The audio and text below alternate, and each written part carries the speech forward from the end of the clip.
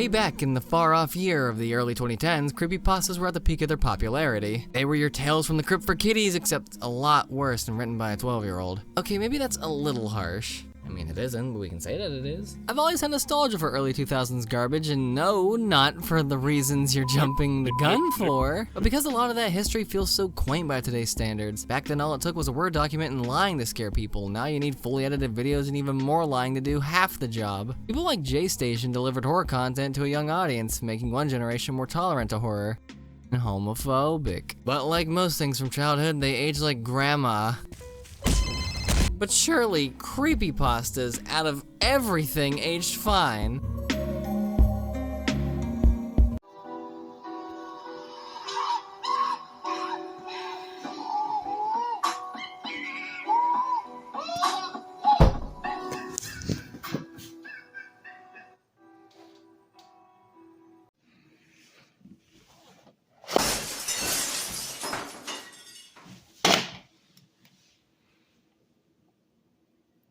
Ew, it's got a hair in it.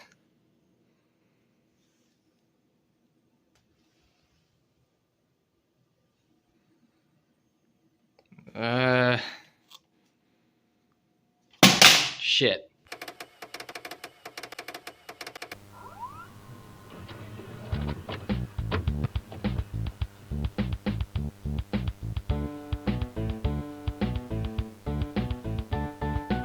So here's what I'm gonna do. I'm going to go over a specific creepypasta character, go into a little bit of the backstory, maybe read the creepypasta, maybe shit a little, and at the end of it, I'll give it a score between 1 and 10 on this patented, very original ranking system that I created, with 1 being Geneva violations and 10 being slack browners. And here's what each number means so we don't get confused and you don't get mad that I give a creepypasta you like a 6 because you think that's a really low score when 6 is in fact not that bad of a score. It just means that I think it's just okay. Alright, we good now? Cool, let's get jiggy with it.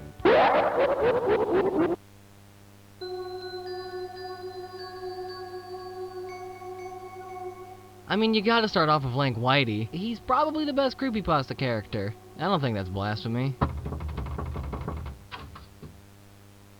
Well? Then Blanco got a start on the Something Awful forum page, which upon going to for this video, I was greeted with majesties like The Boo Barn, Bisexual Super Son, and You Look Like Shit. Thanks, man. On July 8th, a Paranormal Pictures Photoshop contest was launched, and 2 days later, Eric Knudsen absolutely butchered that. Thankfully, also known as Victor Surge, posted these 2 pictures of an apparent slendered man. One of the 2 recovered photographs from the Sterling City Library blaze, notable for being taken the day which 14 children vanished and for what is referred to as the Slender Man. A lot of people were really excited for this character, and one such person was Troy Wagner, who alongside Joseph Delage would create Marble Hornets, which was the first, and best, Slenderman web series. Now this is the part where I talk about the creepypasta attached to Slenderman, but that doesn't really exist. So instead I'll talk about the fucking insanity that is the Slenderverse. You have the top 5, which are the biggest and most influential ones. These include Marble Hornets, Tribe 12, Everyman Hybrid, ML Anderson 0, and Dark Harvest 00. And then you have like 40 others. That's not hyperbole. The big 5 are the ones mainly responsible for shaping the Slenderman mythos. Slender Sickness, Proxies, yeah, it all started here. And the others go from fine to not fine. It would take hours to go over the Slenderverse. Thankfully, Nightmind has several good videos on a large part of these, including Marble Hornets, which is great because I lack the thinking skills to figure out half the shit in Marble Hornets. Oh yeah, and then the 8 pages came out. And the Slender community hated the 8 pages because their secret club got exposed to the masses, and by the masses I mean PewDiePie. Oh god, what? And what followed was, for lack of a better term, digital diarrhea. Slender Mansion, Slender Elementary, Slender Prison, Slender Hospice, Slender Woods, Slender Space, Slender Anxiety, Slender Carnival, Slendy Tubbies, Slendy Tubbies 2, Slendy Tubbies 3, Slender Myth, Slender Visit into the Woods, 5 Nights at Slenderman? Jesus Christ! And that's barely covering it. There's so much more. Finally, through all the slop, a true sequel to the 8 pages came out with Slender the Arrival, and it was written by the people who made Marble Hornets. That's actually pretty cool. I love this game, and as of writing this, it got a visual remaster. And as of recording this, the remaster actually came out and looks really damn good. Which, yeah, it was for the best. Oh yeah, and then there was a movie or whatever. It was bad, and was written in part by the guy who made Slenderman, which bred the statement that Victor Surge, despite making the dude, knows nothing about Slenderman, which would be funny if it also wasn't completely tragic for him. You start off as Jay and end up like Alex. Marble Hornets reference.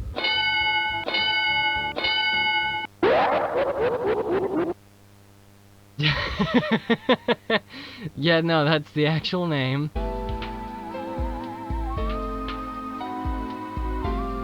Dead Bart was created by K.I. Simpson, or SNES Master 5 on YouTube, and was uploaded to GameFAQs. Dead Bart tells the story of a lost episode from Season 1 of The Simpsons, an episode called Dead Bart. It was supposedly written entirely by Matt Groening. That is a real plot point. Halfway through the production of Season 1, Matt became noticeably disgruntled and anxious. The episode seemingly never aired proper and was replaced with Moaning Lisa to hide the fact that it ever existed, even given the same production code to further hide the episode. People found out about this episode, somehow the Creepypasta never establishes how, and began asking about it. Any mention of the episode would result in angry and dismissive responses from the crew, with David Silverman even leaving a panel hours early from the mere mention of the episode. The one common thing, though, is that they made a large effort to stop people from asking Matt himself. Our main character, let's just call him stalks Matt at a fan event, finally catching up to him and asked him about Dead Bart. Can't fucking take that seriously. All the color drained from his face and he started trembling when asked about any details. He sounded like he was on the verge of tears. Matt grabbed a piece of paper and wrote a URL on it asking to never mention the episode again. The author makes it a point to say that he won't mention the URL name, probably because he didn't want to pay for it. On the website was a single download link that flooded his computer with viruses. So many viruses. Type on the computer, hit enter, I'm in type shit. Hackers the movie complete with Angelina Jolie titty type shit. He's somehow able to get the footage from this mess, and unsurprisingly, it's an episode of The Simpsons, in case you were expecting otherwise. The episode started like any other, but had very poor animation quality. It was all relatively normal, except the characters seemed off. Homer seemed angrier, Marge seemed depressed, Lisa seemed anxious, and Bart seemed to have genuine hatred for his parents. The episode was about the Simpsons going on a plane trip to undisclosed location. Bart, being the little shit that he is, was fooling around the plane only to smash a window open and get sucked out of the plane 50 feet above the ground. The picture of Bart's corpse was barely recognizable. They took full advantage of it not having to move and made an almost photorealistic drawing of the dead body. For Acts 2 and 3 of this creepypasta, it just kinda creepypastas. Act 2 is them all sitting and crying for several minutes, their cries turn into blood whales and things flash on the screen, and Act 3 has the family, now minus Maggie and the animals, being skeletally thin. They go to Bart's grave, his body's still just there, burial costs and all that. And then the creepypasta just loses itself by saying that the episode predicted the death date of Michael Jackson, and ends on a spooky note by saying most of the guests whose deaths are on the graves that haven't died yet all have the same death date. I don't know, man, it's called Dead Bart for fuck's sakes. I mean, I like that they use The Simpsons predicting the future as a horror element here, but this just kind of fumbles the bag towards the end. And the image associated with this episode isn't even related to it at all, and it's not even Bart, it's fucking Homer! But hey, in season 30 they released an episode called Bart's Not Dead, so when you look up Dead Bart, the first thing you see is that episode, so you could make the game theory that they're trying to push the episode down the search results to further hide it. Fucking doubt it, but...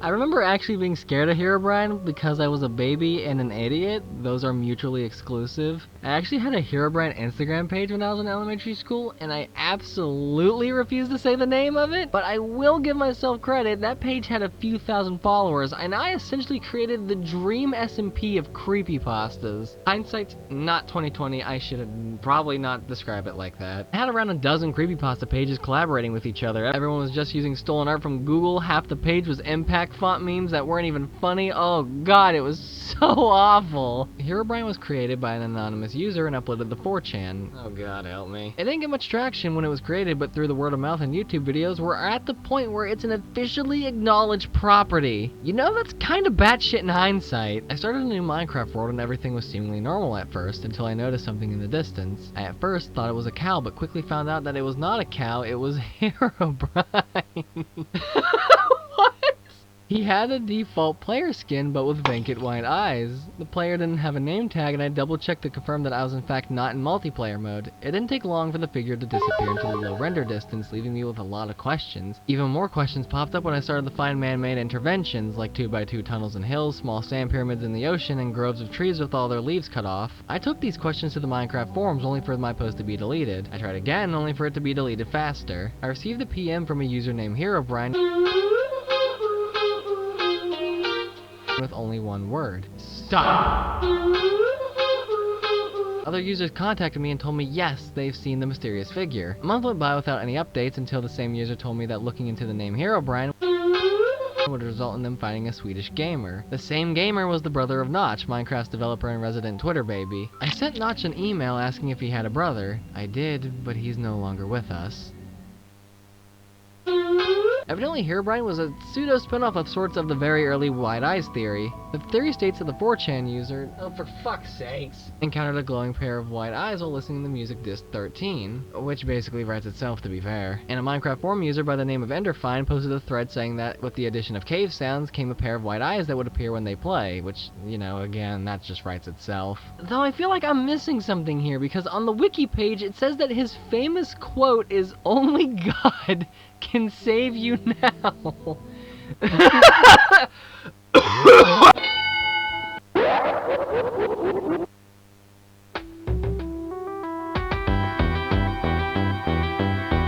JTK's a weird one because there's 4 separate things to talk about here. There's the original image, a YouTube video based on the image, a creepypasta loosely based on that video, that creepypasta got nuked because it was shit and replaced by a remake of it. The original image is a rabbit hole in and of itself. Hell, it's the most interesting part of the character because no one actually knows where the original image is. It's been an ongoing investigation for years, and even after Mudahar offered a $10,000 reward for the original image, no one turned anything up. Despite what Scare Theater says. Thin fucking ice. The current theory is that the image is of a girl named Mariko. If this is true, then this is the closest we've ever come to finding the original image. I'll leave a link in the description for this particular theory. It doesn't seem like a false lead, but it's happened before. If the original image is found, you can either tell me how smart or dumb I am and how I need to be deplatformed. And then there's the actual JTK stuff. They're bad. Jeff the Killer got to start with Seuser, like the cat guy. Seuser? Uploaded a video called Jeff the Killer Original Story, which has since been taken down. This video is really cool in the sense that I can't discern if it's a bit or genuine 2000s angst. It was made in Movie Maker, which we love. It has the song I Guess You're Right by the Posies playing the entire time. Also, it's just a bad video. That was it? The original story of Jeff the Killer goes that he was carrying a gallon of acid to his bathroom to clean his bathtub, slipped on a bar of soap, and spilled it on himself, and that's why he looks like that. I am upset that I lack the ability to make this shit up. Seuser also said that he's called Jeff because his name is Jeff. I really hope that's true because that's so fucking funny. The creepypasta came a few years later. The actual upload date is unknown with the earliest date we have being November 21st, 2011. And by God, this is awful. It doesn't even feel real. It reads like parody. I neglected to mention the only other thing established in the original video, which is Jeff's brother Lou. Lou is the only thing the creepypasta took from the video. Which, to be fair, if you're trying to make a serious, well, I think it's serious anyways, creepypasta, a video that has the line, "He'll fucking gut you," is not the greatest source material. Well, it's not like the quality was compromised with it. The whole thing is written terribly. It starts off with an excerpt from a local newspaper where a young boy recalls his escape from the infamous Jeff. It then goes into Jeff's backstory. Jeff, Lou, and their parents moved into a new neighborhood. Jeff and Lou got into a fight with some punks. Jeff wrecks their shit, so they clap back by setting them on fire. And it's all written so eloquently. They looked over at the fat kid. Talk about a tub of lard. This kid looks like he hasn't exercised since he was crawling. This is fucking awful. And then his mind breaks and he kills his family. It's a perfect time capsule of the bad parts of the 2010s. Minus the, you know, it's obscenely violent, it's obscenely mean-spirited, no, it's not racist, stop it! It's cheap, it's campy, and it got removed from the website it was on due to it not being up to the quality standards. However, to be a little bit nice, it is an influential creepypasta. It's Jeff the Killer's original story, for Christ's sakes. Well, not the original story, you know what I mean. Creepypasta users agreed with this sentiment and advocated for it to stay up. It was eventually moved to a sister site, where it was taken down for quality assurance. The contest was held to create a good version of the story, and K. Ban and Kellum won first place. Which brings us to his 2015 reboot of Jeff the Killer, which due to the fact that the segment has already gotten on for a little bit, and I'd like to try to get this done before Halloween, I'll have to keep this short. In summary, It's good. It's really good, actually. It retains most of the original elements while cutting out what didn't work and expanding what did. Like cutting out the actual broad daylight gunfight in the original and expanding Jeff and Lou's relationship. Jeff killing Lou in the original made no sense whatsoever. So much so that even Sasora shit on that decision. The whole start of his downward spiral was from him defending Lou. Lou even takes the blame for the original fight, so it makes no sense for Jeff to kill him.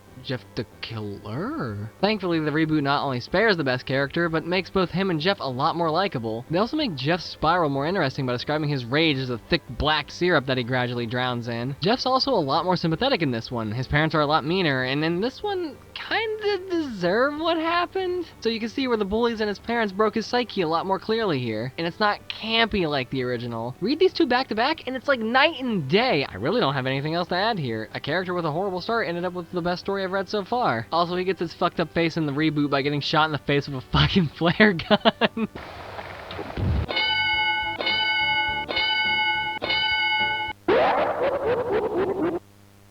Oh man, I'm so excited I get to talk about the scariest, most pants-wetting, brown-staining story of my childhood. Let's have a little roleplay sesh, yeah?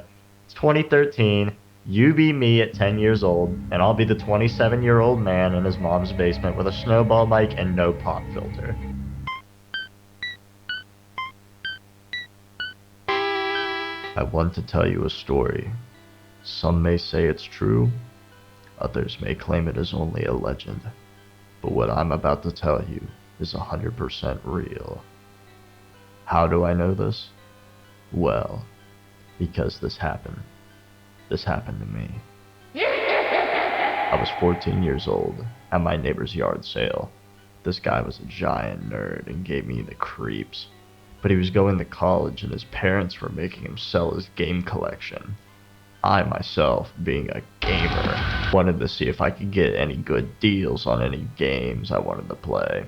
Spotting a copy of Pokemon Yellow for $5, I quickly grabbed it and went to go buy it from the dude's parents. But as I gave them the money, their son ran outside screaming at them, "Hey, where did you find that? I thought I got rid of that!" He just seemed like a hoarder, getting possessive over some items, so after an apology from his parents, I went home to play my new copy of Pokemon Yellow. After arriving home, I quickly ran upstairs to my room and grabbed my Game Boy, and slotted the game in. My Game Boy booted up and I made it to the main screen. Huh, Pokemon Yellow pre-alpha? I was confused. I had never seen a pre-release copy of any Nintendo game. I guess somebody got sloppy and forgot to get rid of the extras, I thought. But I brushed it off and was just hoping it wasn't missing any of my favorite Pokemon I liked. Continuing through the game as normal, I named myself Swag God XX420XX, and of course I named my rival I set off to become the Pokemon Master. Everything was going fine until I made it to Lavender Town. Playing both Pokemon Blue and Red, I already became acquainted with the eerie music that played here. I fought the Ghost Marowak and continued up the stairs. But something was wrong. The music was gone and I was met with a long corridor. As I walked to the end, I found two graves, just like the ones through the rest of the tower. Upon pressing A on the left grave, I was met with a text box. "You're here. I'm trapped. I'm so lonely. So very lonely. Won't you join me?" I was so confused I didn't remember any of this. The other versions of the game weren't like this and it just kind of freaked me out. Then the battle started. There wasn't the regular music. There was just something wrong with it. And there he was. Or maybe should I say, this thing. It wasn't like anything I've ever seen in any other Pokemon game. Or anything else I've ever seen in any other game. Buried Alive was its name. A rotting figure coming out of the ground. Only one eye visible. And it was ready to fight. I threw out my level 32 Metapod as it was my favorite Pokemon, but this thing threw out a level 99 Gengar. What the fuck? I shouted, trying to keep my composure, but I was really starting to freak out. My hands were sweating and my arms were shaking.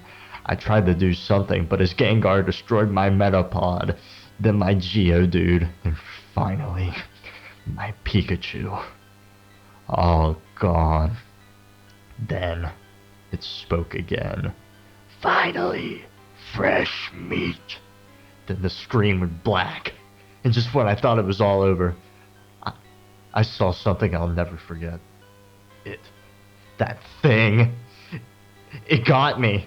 Its eyes blood red, with its arms wrapped around me, my body decomposed with the caption, "Game over." I screamed, "What the fuck just happened?" I quickly turned off my Game Boy and turned it back on, but that image was still there with the static in the background. No matter what game I put in, it was there. That thing! Buried alive.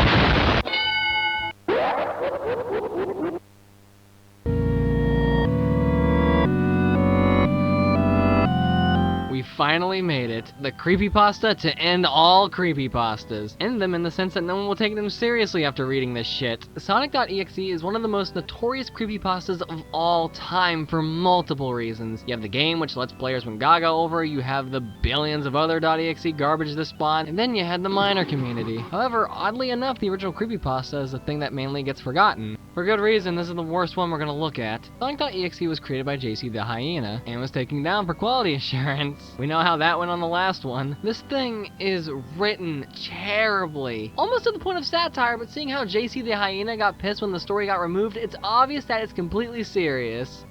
Yippee-ki-yay. You know it's good when it starts with, "I'm a total Sonic fan, much like everyone else." Fucking prick. I'm gonna truncate this down a lot more than I have for the others because this elbow pasta is so damn repetitive. Plus there's a bunch of useless jargon in here, which starts immediately when he lore dumps for 3 paragraphs about literally nothing. So let's skip to the part where he gets a package from his friend Kyle. "Tom, I can't take it anymore. I had to get rid of this thing somehow before it was too late, and I was hoping you'd do it for me. I can't do it. He's after me, and if you don't destroy the CD, he'll come after you too. He's too fast for me. Please, Tom, destroy this godforsaken disc before he comes after you too. It's too late for me. Destroy the disc and you'll destroy him, but do it quick, otherwise he'll catch you. Don't even play the game, it's what he wants. Just destroy it, please.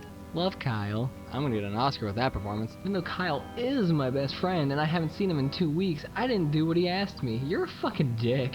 Tom punts the game in his computer and damn near immediately reaps what he sows. When his Sonic 1 becomes an executable, the sky had darkened, the title emblem was rusted and ruined, the Sega 1991 was now Sega 666, and the water had turned red, like blood, except it looked hyper-realistic. Oh, it's the fucking buzzword! But the freakiest thing that was in that split-second frame was Sonic. His eyes were pitch black and bleeding with 2 glowing red dots staring right at me, and his smile had stretched wider up to the edge of his face. I was rather disturbed about that image when I saw it, though I figured it was just a glitch and forgot about it. He's taken to the Sonic 3 file save screen, and for some reason this is something he does constantly in this. He name drops several aspects from other games, like the Caverns of Winter theme from Earthbound, Kefka's Laugh from Final Fantasy VI, so on and so forth. And I kind of feel like that's a bit of a no-no here. This haunted video game is doing the scariest thing of all, borrowing assets. This just rips you out of any small amount of immersion that you have in this lasagna. Tom's one neuron activates as he finally realizes something's awry. It freaked me out more was the character select. It only showed Tails, Knuckles, and to my surprise, Dr. Robotnik. Now I was sure that something was up. Not the fucking, not that. That's what did it for you, buddy? That, not the fucking, okay. I mean, how could you play as Robotnik in a classic Sonic game, for crying out loud? What about the fucking title screen? I feel like you're missing. He picks the first save file and is taken to Hill Act 1 where he gets to play as Tails. It was Green Hill Zone but with a completely flat terrain that spans for 5 minutes. Tom is very specific about the timing of things in this, like down to the dot. I don't know why the hell JC did it like this, but it's so damn distracting once you notice it. The music starts to slow down as Tails finds carcasses of woodland creatures. I was shocked to see how they all died. They all looked like somebody killed them in rather gruesome ways. A squirrel was hanged on a tree with what appeared to be his entrails hanging out. A bunny had all 4 limbs torn off and a duck had his eyes gorged out and his throat slit. A minute passes, see what I mean about the time thing, until Tails catches up with Sonic, except he's not Sonic. He's Sonic.EXE. Ooh. Tails reaches out for him only to... Shit ain't nothing to me, man. I'll kill you, you stupid piece of shit. Tom's taken to a new stage called Hide and Seek. He again name drops more music and sound effects because he's incompetent, and a chase happens between Sonic and Tails, but Sonic is flying towards Tails. Tom is very surprised at this because Sonic can't fly. Sonic, he ground. He no air. Tails gets caught, maimed, mangled, chewed up, spit out. Tom's thrown back to the save select screen, where Tails' icon is now a creepypasta version of him. He quote-unquote shakes it off and selects Save 2, which has an image of Knuckles over it. Ah, god damn it, I spilled my fucking water. He boots into a level called You Can't Run. Jesus Christ. Tom's still deciding whether or not this is a glitch or a hack because he himself is a goddamn hack. More music is name dropped as Knuckles runs on a flat version of Scrap Brain Zone. Suddenly, as Knuckles ran, Sonic appeared right in front of him with those black and red eyes, and then red static appeared again. And the static vanished, showing nothing but black screen with the text, Found You. Silent Hill 1 sound effects are name dropped as a pseudo boss fight starts with Sonic and Knuckles. Sonic began teleporting back and forth, dodging Knuckles' attacks until Knuckles breaks down and starts crying. Sonic lunges at Knuckles, and Tom's once again brought back to the title select screen with a new creepypasta Knuckles the Boot. It's here that Tom does an actual smart thing and turns the game off, only to have a nightmare about the poor animals he's killed with his negligence. After that, he plays the game again, and I'm losing my patience with him. He picks the third save with Robotnik and goes down another long stretch of nothing for a specific amount of time. Granted, he doesn't name drop anything this time. He keeps going until Sonic suddenly appears, and Tom is greeted with, as he puts it, a most unpleasant image. The image showed a hyper-realistic... No, that's actually how it's written. Okay, cool, dude. The image showed a hyper-realistic of Sonic standing in the darkness where you can only see his face while his head and torso faded into black. And when I say hyper-realistic, I mean he looked so real you could actually see the lines in his blue fur, as if you could actually feel the fur if you touched the screen. His eyes are wide and black and once again crying blood, which also looked hyper-realistic. And there were two small glowing red dots in those black eyes staring right at me, as if staring into my mind. His grin was wide and demonic. It literally stretched to the sides of his face like a Cheshire cat, except Sonic had fangs. Very sharp fangs. Much like the werehog's teeth, except more vicious looking, somewhat yellowish from the look of it. He had stains of blood and small bits of flesh on his lips and fangs as if he ate some animal. The image hangs for 30 seconds until some text appears. I am God!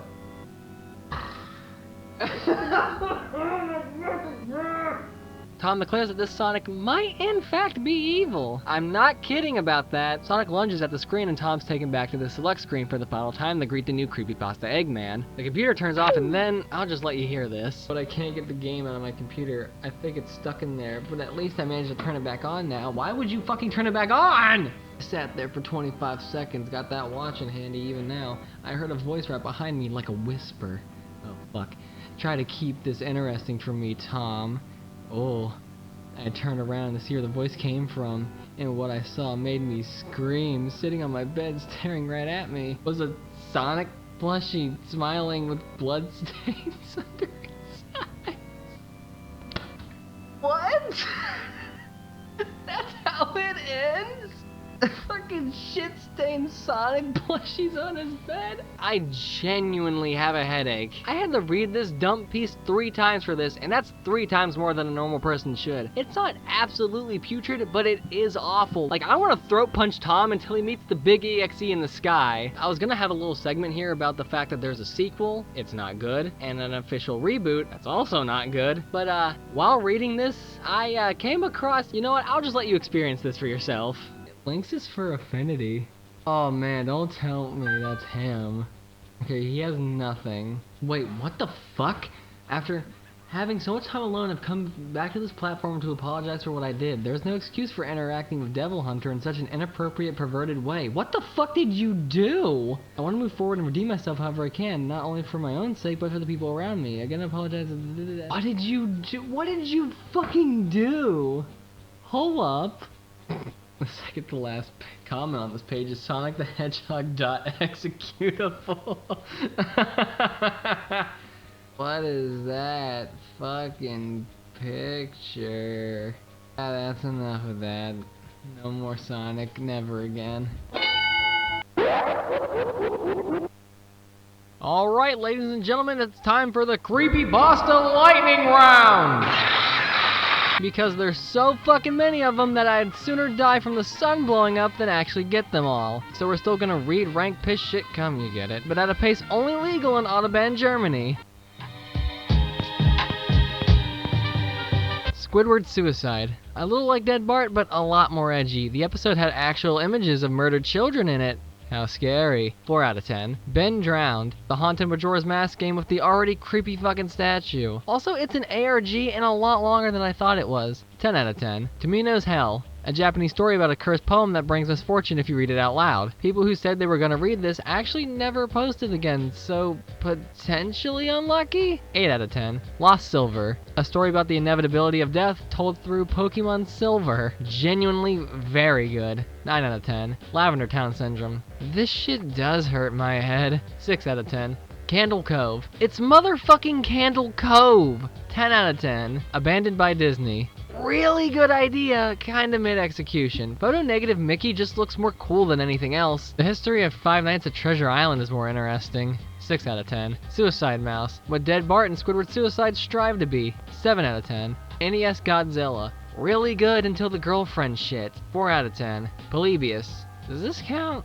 I'm counting it anyways. 7 out of 10. Uboa. Why the fuck is Uboa here? Tails Doll. One more reason not to play Sonic R. Actually scared the shit out of me as a kid. 7 out of 10. Cupcakes. Murderous MLP stuff was so weirdly popular back in the day. I had no interest in actually watching MLP because I was too busy watching The Chad Fanboy and Chum Chum, but I saw a lot of the MLP horror stuff. Does anyone remember the Amnesia map, The Small Horse? 8 out of 10. Jane the Killer. Goth IHOP employee gets injected with liquid hate to kill Jeff the Killer. Based off of that, how do you think the quality is? 4 out of 10. Nina the Killer. Damn near beat for beat the original Jeff the Killer story, except I'm gonna be honest, this one's worse. Like, marginally worse. The worst part is that people were eating this shit up like it's the most delectable meal gods ever gave them. 1.5 out of 10. Laughing Jack. Clown groomer befriends children before murdering them. Not a bad story until the end. The final paragraph just kinda unravels the whole thing. 6 out of 10. Eyeless Jack. Why is the name Jack the common denominator here? Yeah, this story blows.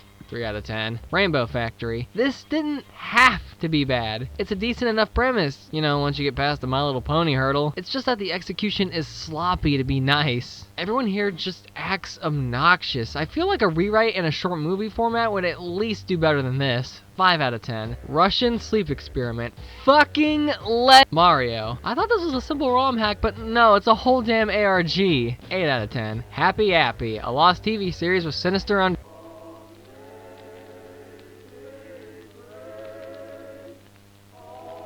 6 out of 10. Ted the Caver. The first ever creepypasta. Making me scared of something I already didn't want to do makes me not want to do it more. 7 out of 10. The Wyoming Incident. The people of Neobara find out that Wyoming kinda sucks. 7 out of 10. Petscop. Again, I'm not sure if this counts, but I'll never pass on the chance to tell that coward Pyrocynical to release Petscop 2. Sally.exe. It's Sonic.exe again. So bad. But it doesn't have Tom in it, so it's actually a masterpiece. 3.5 out of 10. Pokemon Black. I don't really know where to put this. It's not scary, but it's genuinely written like someone recollecting a ROM hack. Like, it's believable, and I think that's a huge point towards it. But like I said, it's not scary. Though I don't think it's trying to be. Conflicted on this one. Out of 10. Tiki Toby. A Slenderman proxy kills his dad and bludgeons children. 7.5 out of 10. Rugrats Theory. What if the baby were dead? The Angelica was crazy. The parents were depressed and my father didn't hit me. The Seed Eater. A really neat ARG type creepypasta with sadly a lot of its pieces being lost media. Inconclusive out of 10. Sunky.mpeg. 10 out of 10. Oh my god. That was a lot, and I barely scratched the surface of the Panini plane. But surprisingly, reading some of these actually left me feeling uneasy. A few of them hold up really well, and others are Sonic.exe. This is pretty fun to do because I never really took the time to look into these as a kid, which is ironic since I own the S&P of creepypastas. I need to stop referring to it now more than ever with what just I own the border town of creepypastas. My personal recommendations from this are Jeff the Killer 2015, The Russian Sleep Experiment, Ben Drowned, Candle Cove, and Lost Silver. Those are the ones I like the most from this. I think it just goes to show how different the internet was back then compared to now. And no, I'm not, and we're not doing the Ego Raptor races bit again. The stories, the memes, the overall vibes the internet used to have are kind of hard to explain nowadays. I can't explain why I like the Narwhal song, dude, don't ask me that. Maybe it's nostalgia that makes me love this garbage to death still, but I still think there was a certain magic to the old internet days. A lot of that magic is pretty crusty, but still. Maybe it's just the magic of being a kid at the time shining through. Now that I'm old, bitter, crusty, and dying, I'm starting to like more of the childhood I neglected to bask in. You're always told you only get one chance to be a kid, but you never really get it until it's all over, you know? We're not kids anymore, and all this old stuff is just history now. Which, on the one hand, it sucks. But on the other hand, it's for the best because it means Funkin' has less of a chance to ruin it. Leave Leakspin alone, you fuck!